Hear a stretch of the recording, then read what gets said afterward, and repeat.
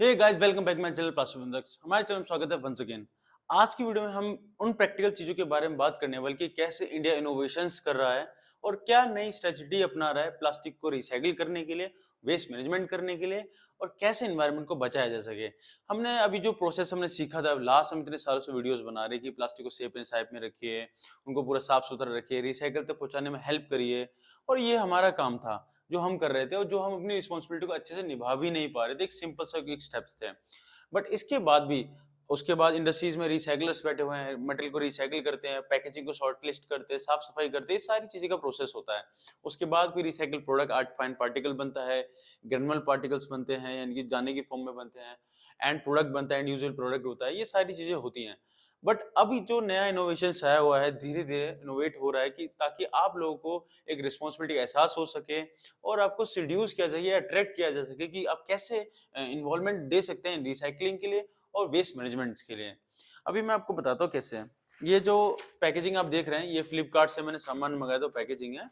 मैंने इससे पहले भी एक वीडियो बनाया हुआ था कि कैसे जो जितने ब्रांडेड प्रोडक्ट्स होते हैं या फिर कोई भी ब्रांड्स की चीजें हैं या ऑनलाइन पैकेजिंग होता है या कोई भी एक्स वाई जेड आपका कोई कंपनी है, वो कैसे हेल्पफुल करती है आपको इन्फॉर्मेशन देने के लिए, उसको कैसे मैनेज करने के लिए कि कैसे एनवायरनमेंट को बचाया जा सके, कैसे हेल्पफुल हो सके, कैसे उन्हें मैनेज किया जाए वेस्ट को। इन सब का ब्रीफ डिस्कस किया था और वो ये बताया गया था कि वो कैसे अपनी पैकिंग से लेके उनके एंड प्रोडक्ट तक वो सारा इन्फॉर्मेशन आपको देते हैं। बस आपको बस शर्त है कि आपको ध्यान देना पड़ता है उन सब जगहों पे।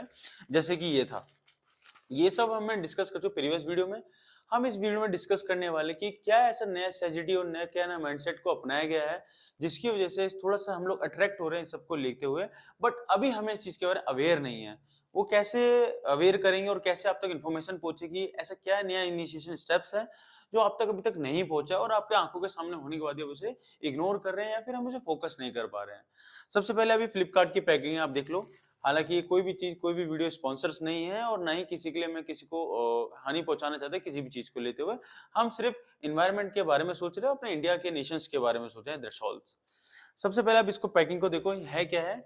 इन्फॉर्मेशन मैंने आपको बता दी कहाँ कहाँ कैसे कैसे इन्फॉर्मेशन देते हैं। सबसे पहले ये रिसाइकलिंग सिंबल दिखाते हो, ये लिखा हुआ है दैट इज फॉर। ये एलडीपी, लो डेंसिटी पॉलीथीन को रिसाइकिल के सिंबल को इंडिकेट करता है। ये प्लास्टिक के नेचर को बता रहा है जिसे हम रिसाइकिल कर सकते हैं।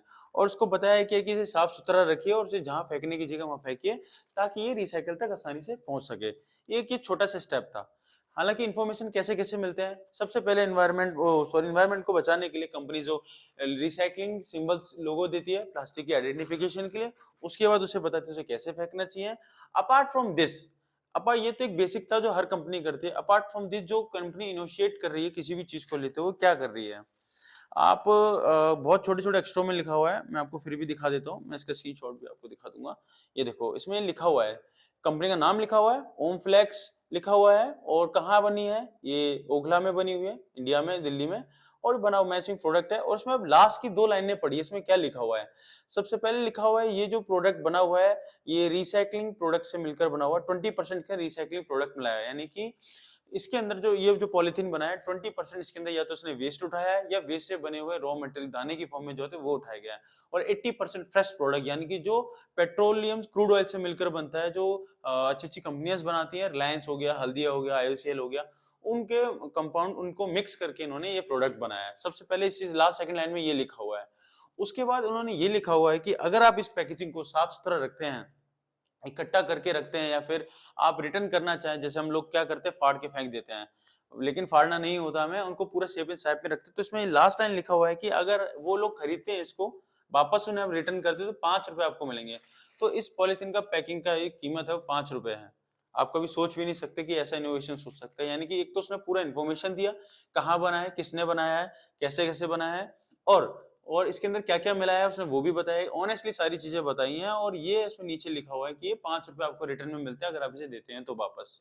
हालांकि ऐसे कहीं भी गैजेट्स यूज हो रहे हैं कि आप बोतल डालिए पानी फ्री मिलेगा, बोतल डालिए 2-3 रुपए 5 रुपए फ्री मिलते हैं, ऐसी मशीन हमने बहुत सारी जगह इंडिया में इंस्टॉलमेंट हो रही है धीरे धीरे।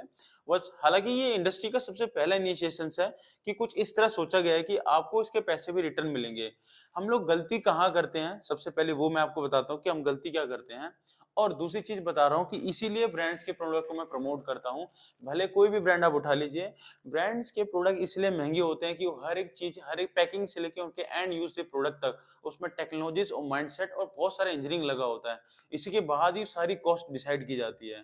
फ्लिपकार्ट का पैकिंग आप उठा के देख लीजिए लगा हुआ है, अमेज़न देख लीजिए, मिंत्रा देख लीजिए, आप कोई भी अच्छी जो ब्रांड्स है वो सब इन्फॉर्मेशन देते हैं।